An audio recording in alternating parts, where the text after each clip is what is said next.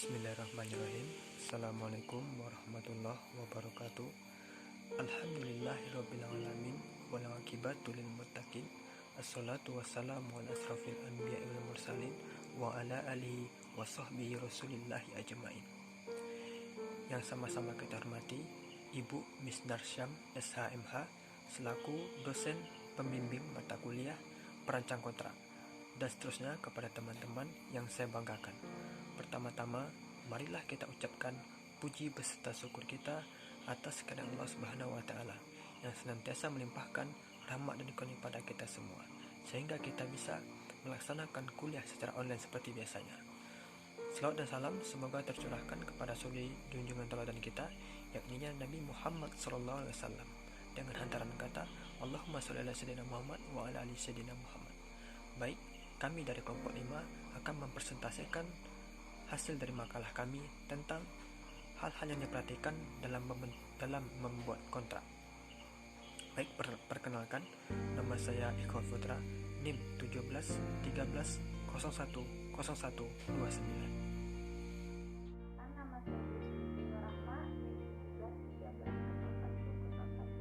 Saya Almufira Nur, NIM 1713010135. Perkenalkan, nama saya Wiwit Medawarni, NIM 1713010127.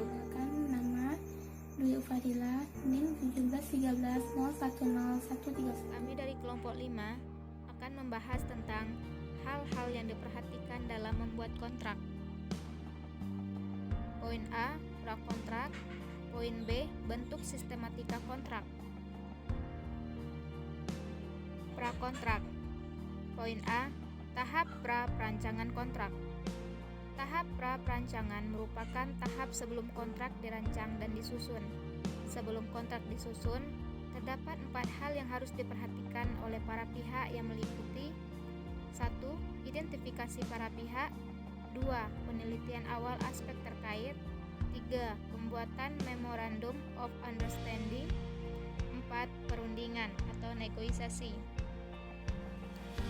Bagian B, tahap perancangan kontrak.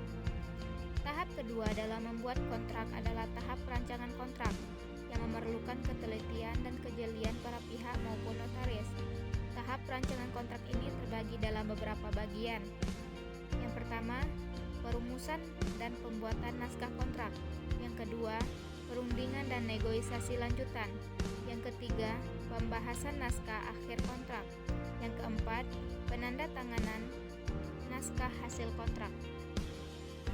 Poin C, tahap pasca perancangan kontrak.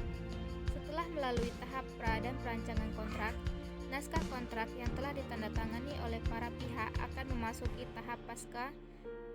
Tahap perancangan yang meliputi tahap pelaksanaan dan penafsiran serta menyelesaikan sengketa. Yang pertama, pelaksanaan. Yang kedua, penafsiran. Yang ketiga, penyelesaian sengketa. B. Sistematika kontrak. Salah satu unsur paling penting dalam merancang kontrak adalah memperhatikan struktur dan anatomi kontrak yang dibuat. Struktur kontrak adalah susunan kontrak yang akan dirancang, sedangkan anatomi kontrak berkaitan dengan letak dan hubungan antara bagian satu dengan bagian lainnya. Apa yang dimuat di dalam masing-masing bagian tentunya tidak sama pentingnya antara satu kontrak dengan kontrak lainnya, karena biasanya kontrak yang sederhana tidak banyak dicantumkan hal-hal dalam bagian pendahuluan maupun penutupnya, sedangkan bagian isinya yang biasanya mengatur berbagai hal yang dikehendaki oleh para pihak, baik itu unsur esensialia maupun unsur aksidentalia. Dalam suatu kontrak terdapat beberapa syarat. Banyaknya macam syarat yang dicantumkan dalam pasal-pasal tentang persyaratan yang diinginkan beberapa pihak biasanya sangat bergantung pada besarnya nilai kontrak atau rumitnya permasalahan pada kontrak tersebut. Pada umumnya, kontrak terbagi atas 3 bagian utama, yaitu bagian pendahuluan, bagian isi, dan penutup. Bagian pendahuluan. A. Subbagian pembuka. B. Sub pencantuman identitas pada pihak. C. Subbagian penjelasan. Bagian isi